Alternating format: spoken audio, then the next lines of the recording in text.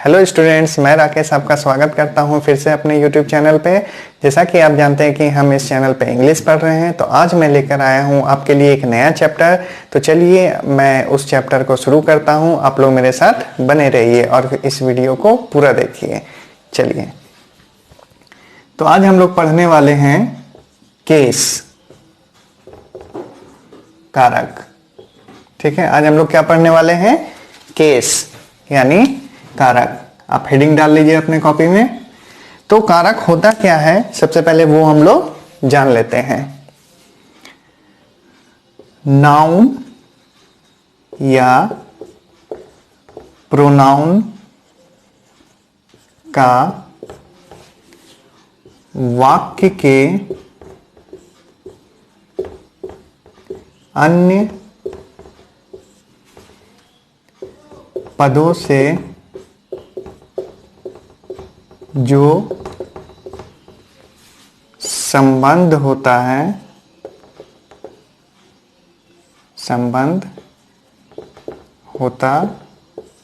है उसे क्या कहते हैं? कारक कहते हैं। कारक कहते हैं। यानी हमें कारक बतलाता है कि ये वाक्य का सब्जेक्ट है कि ऑब्जेक्ट है, मतलब क्या है ये वाक्य का। ठीक है, तो इसे हम डिटेल में समझते हैं। कि इसे समझने के लिए हम लोग देखते हैं कि केस कितने प्रकार के होते हैं। केस 3 प्रकार के होते हैं। केस 3 प्रकार के होते हैं। ठीक है, देखिए,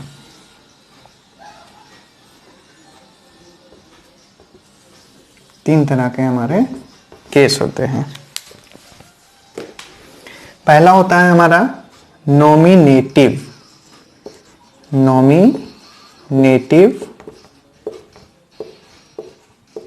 केस। ठीक है, फिर होता है हमारा ऑब्जेक्टिव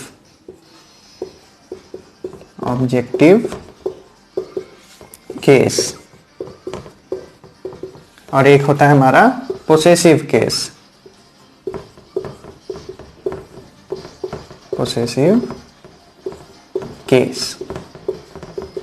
ठीक है, इसे हम लोग कहते हैं कर्ता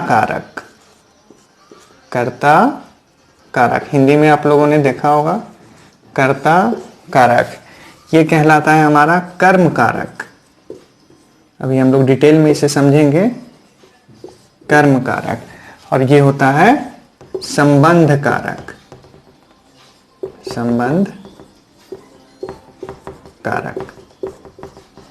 ठीक है, तो केस हम लोगों ने देख लिया। और केस कितने प्रकार के होते हैं? 3 प्रकार के होते हैं। एक होता है हमारा नॉमिनेटिव केस, कर्ता कारक। दूसरा होता है हमारा ऑब्जेक्टिव केस, कर्म कारक। और तीसरा होता है पोसेसिव केस, संबंध कारक। अब हम लोग धीरे धीरे इसे डिटेल में पढ़ते हैं। तो चलिए हम लोग डिटेल में इसे सीखते हैं। ये हम लोग एक एक करके इसे डिटेल में पढ़ते हैं। सबसे पहले हम लोग देखते हैं नॉमिनेटिव केस, कर्ता कारक।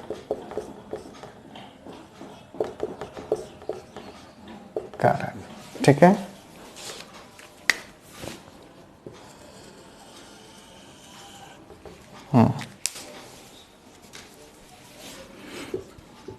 इसमें होता है जब कोई नाउन या प्रोनाउन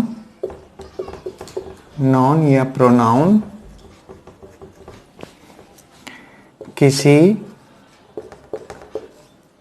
वर्ब के सब्जेक्ट के रूप में काम करे,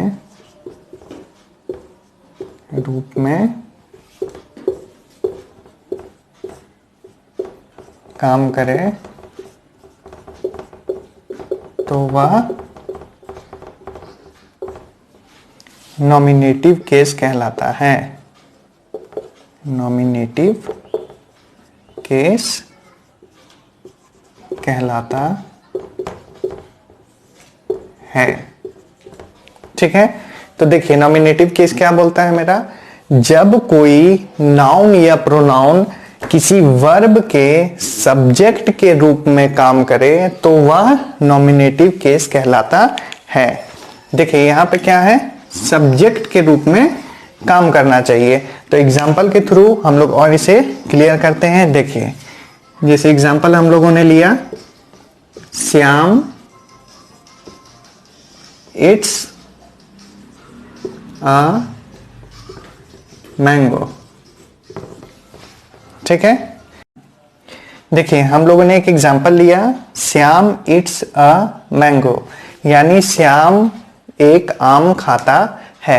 तो अब इस वाक्य में हम लोग देखते हैं कि श्याम क्या करता है, एक आम खाता है, और इसलिए ये हमारा क्या है, सब्जेक्ट है। क्या है, सब्जेक्ट है। और डिटेल में मैं समझाता हूं। सब्जेक्ट यानी क्या करता है कि इस पर्टिकुलर सेंटेंस में मतलब वही है काम करने वाला, कर्ता। कर्ता यानी काम करने वाला, यानी इस आम को कौन खा रहा है, तो श्याम खा रहा है। कौन खा रहा है, श्याम खा रहा है। यानी कर्ता क्या करता है, उस काम को करता है। तो इस वाक्य में हम लोग देख रहे हैं कि श्याम इट्स अ मैंगो, यानी श्याम एक आम खाता है। इसको लिख भी आप सकते हैं, जैसे श्याम एक आम खाता है। ठीक है, श्याम एक आम खाता है। तो क्या खाया जा रहा है, एक आम खाया जा रहा है। इसे कौन खा रहा है, तो श्याम खा रहा है। कौन खा रहा है, श्याम खा रहा है। इसलिए ये हमारा सेंटेंस का क्या हो गया, सब्जेक्ट हो गया। ठीक है, तो आपको अगर नॉमिनेटिव केस पहचानने में दिक्कत हो रही है, तो अगर कोई मान लीजिए सेंटेंस दिया हुआ है, तो इस सेंटेंस से आप, मैं एक ट्रिक बतलाता हूं, इस सेंटेंस से आप एक क्वेश्चन कीजिए, यानी कौन। ठीक है, आप इस सेंटेंस से एक क्वेश्चन कीजिए, अभी श्याम को हटा दीजिए। ठीक है, तो कौन आम खाता है, क्या करना है क्वेश्चन, कौन आम खाता है। तो हमें जवाब मिलेगा श्याम आम खाता है। क्या करता है, श्याम आम खाता है। तो जो उस सेंटेंस में करता है उसे ही हम सब्जेक्ट कहते हैं, यानी काम करने वाला। ठीक है, तो आम खाने का काम कौन कर रहा है, श्याम कर रहा है, इसलिए हमारा क्या है, सब्जेक्ट है। इसे ही हम नॉमिनेटिव केस कहते हैं। एक एग्जांपल और लेते हैं, जैसे ही रन्स वेल। इसका आप बनाना चाहते हो, वह अच्छा दौड़ता है। ठीक है, आपको बतला रहा हूं यहां पे ही क्या है, सब्जेक्ट है। ये हमारा क्या है, सब्जेक्ट है। ठीक है, अब इससे भी हम लोग प्रश्न करते हैं, कौन वाला। अभी मैंने बतलाया कौन का आप प्रश्न कीजिए इससे, अभी ही को आप हटा दीजिए।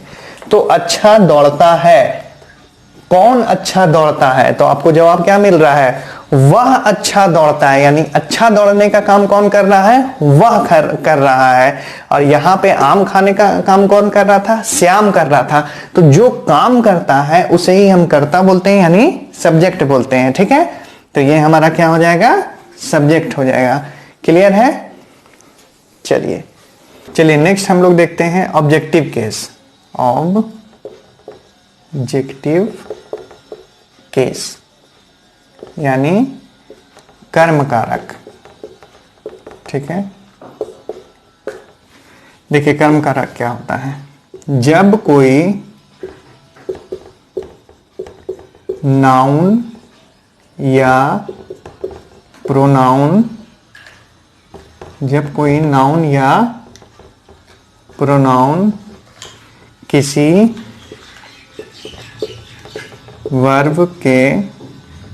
वर्ब या प्रीपोजिशन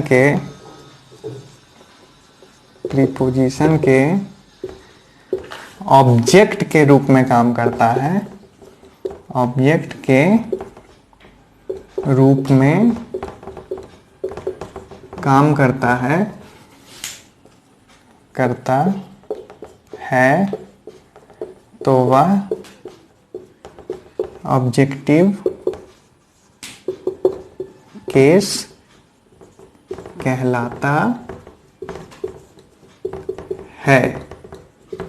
देखिए ये हमारा क्या है, ऑब्जेक्टिव केस। तो इसमें क्या बोलता है, जब कोई नाउन या प्रोनाउन किसी वर्ब या प्रीपोजिशन के ऑब्जेक्ट के रूप में काम करता है तो वह ऑब्जेक्टिव केस कहलाता है। तो हम लोग एग्जाम्पल के थ्रू इसे क्लियर करते हैं। देखिए, जैसे राहुल लाइक्स म्यूजिक, ठीक है, राहुल लाइक्स म्यूजिक। हिंदी अगर हम करना चाहें तो राहुल संगीत पसंद करता है, ठीक है। देखिए एग्जाम्पल में हम लोगों ने लिया राहुल लाइक्स म्यूजिक, तो राहुल संगीत पसंद करता है। तो हम लोगों ने देखा पिछले वाले रूल में नॉमिनेटिव में कि काम करने वाला मेरा सब्जेक्ट कहलाता है। तो देखिए राहुल क्या कर रहा है, संगीत पसंद कर रहा है, यानी पसंद करने का काम कौन कर रहा है, राहुल कर रहा है। तो ये तो हमारा सब्जेक्ट हो जाएगा, जैसे अभी हम लोगों ने पिछले वाले रूल में देखा था, ये हमारा सब्जेक्ट हो जा रहा है। और राहुल क्या पसंद करता है, राहुल क्या पसंद करता है, तो वो संगीत पसंद करता है, म्यूजिक पसंद करता है। तो ये हमारा क्या हो जाता है, ऑब्जेक्ट हो जाता है, ठीक है। म्यूजिक हमारा क्या हो जाता है, ऑब्जेक्ट हो जाता है। इस सेंटेंस में भी हम लोग एक प्रश्न करके देखते हैं। जैसे देखिए, क्या, पिछले वाले में हम लोग देखते थे कौन, इसमें देखते हैं क्या। तो राहुल लाइक्स म्यूजिक, अब हम लोग यहाँ पे म्यूजिक या संगीत को हटा देते हैं। राहुल पसंद करता है, अब प्रश्न कीजिए इस सेंटेंस से, राहुल पसंद करता है, राहुल क्या पसंद करता है, तो जवाब हमारा आ रहा है राहुल संगीत पसंद करता है। तो इसलिए हमारा संगीत क्या हो जाएगा, ऑब्जेक्ट, यानी सब्जेक्ट द्वारा किए गए काम का असर जिस पे पड़ता है वही हमारा क्या कहलाता है, ऑब्जेक्ट कहलाता है। जैसे राहुल पसंद कर रहा है, क्या पसंद कर रहा है, संगीत पसंद कर रहा है, ठीक है। राहुल लाइक कर रहा है, क्या लाइक कर रहा है, म्यूजिक लाइक कर रहा है, इसलिए म्यूजिक हमारा क्या हो जाएगा, ऑब्जेक्ट हो जाएगा। क्लियर है। देखिए एक और एग्जांपल हम लोग लेते हैं, राम इट्स अ बनाना, ठीक है, राम इट्स अ बनाना, यानी राम एक केला खाता है। देखिए हम लोगों ने एक और एग्जांपल लिया, राम इट्स अ बनाना, यानी राम एक केला खाता है। तो हम लोग जान रहे हैं कि केला खाने का काम कौन कर रहा है, राम कर रहा है। तो राम हमारा क्या हो जाएगा, सब्जेक्ट, राम हमारा क्या हो जाएगा, सब्जेक्ट। अब देखिए इससे फिर हम लोग प्रश्न करते हैं इस सेंटेंस से, केला को हटाइए अभी, राम क्या खाता है, राम क्या खाता है, तो जवाब मिलेगा राम बनाना खाता है, यानी केला खाता है। तो क्या खाया जा रहा है, बनाना, तो ये हमारा क्या हो जाएगा, ऑब्जेक्ट हो जाएगा। क्लियर है। तो ये रूल हमारा क्या बोला, ऑब्जेक्टिव केस, जब कोई नाउन या प्रोनाउन किसी वर्ब या प्रीपोजिशन के ऑब्जेक्ट के रूप में काम करता है तो वह ऑब्जेक्टिव केस कहलाता है। राहुल लाइक्स म्यूजिक, तो म्यूजिक पसंद किया जा रहा है किसके द्वारा, राहुल के द्वारा। तो क्या पसंद किया जा रहा है, म्यूजिक, इसलिए ये हमारा ऑब्जेक्ट हो गया। इसी तरह यहाँ पे राम इट्स अ बनाना, तो बनाना कौन खा रहा है, राम, तो राम खा रहा है तो राम सब्जेक्ट, और क्या खाया जा रहा है, बनाना, तो ये हमारा ऑब्जेक्ट। क्लियर है। अब हम लोग नेक्स्ट रूल को देखते हैं। देखिए नेक्स्ट है पोसेसिव केस, संबंध कारक, ठीक है। ये क्या बोलता है, जब किसी नाउन या प्रोनाउन से अधिकार का बोध होता है तो वह पोसेसिव केस कहलाता है,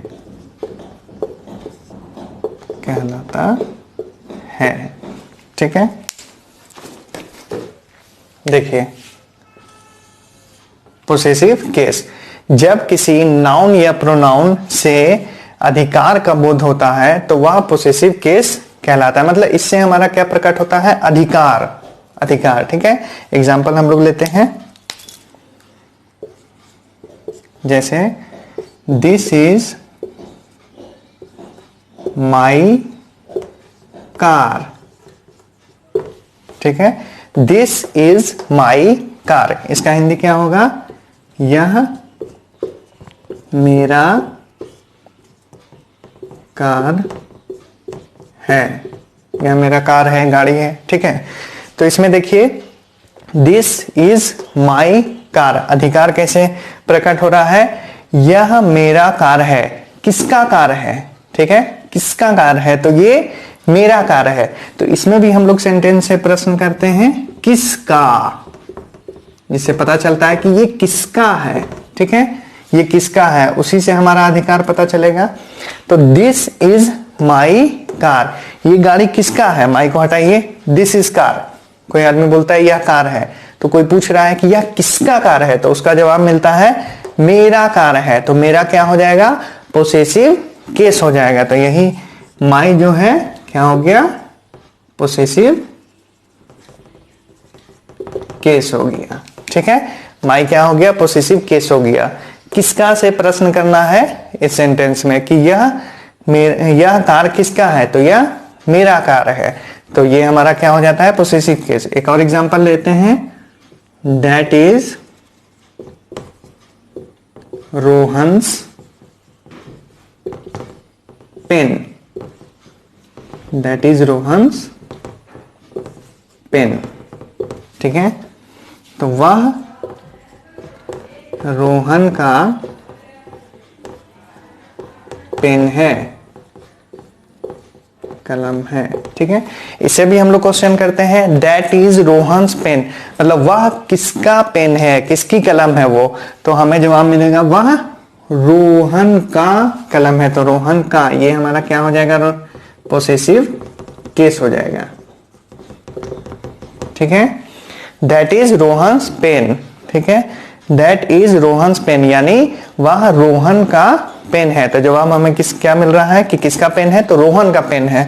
इसमें क्या मिल रहा था कि यह मेरी कार है। किसकी कार है? मेरी कार है। तो माई यहाँ पे पोसेसिव केस हो जाता है और रोहन यहाँ पे पोसेसिव केस हो जाता है। क्लियर है? तो देखिए यहाँ पे मैंने इसे समाप्त कर दिया है। तो अगर आपको मेरा ये वीडियो पसंद आया होगा तो प्लीज़ मेरे वीडियो को लाइक करें, और आपके कोई रिश्तेदार या फ्रेंड अगर इंग्लिश सीखना चाहते हैं तो उन्हें आप मेरे चैनल को शेयर कर सकते हैं। और मेरे साथ बने रहने के लिए आप मेरे चैनल को सब्सक्राइब करें ताकि आपको लेटेस्ट अपडेट मिलती रहे। हम लोग फिर मिलेंगे नेक्स्ट वीडियो में नए कंटेंट के साथ। Thank you.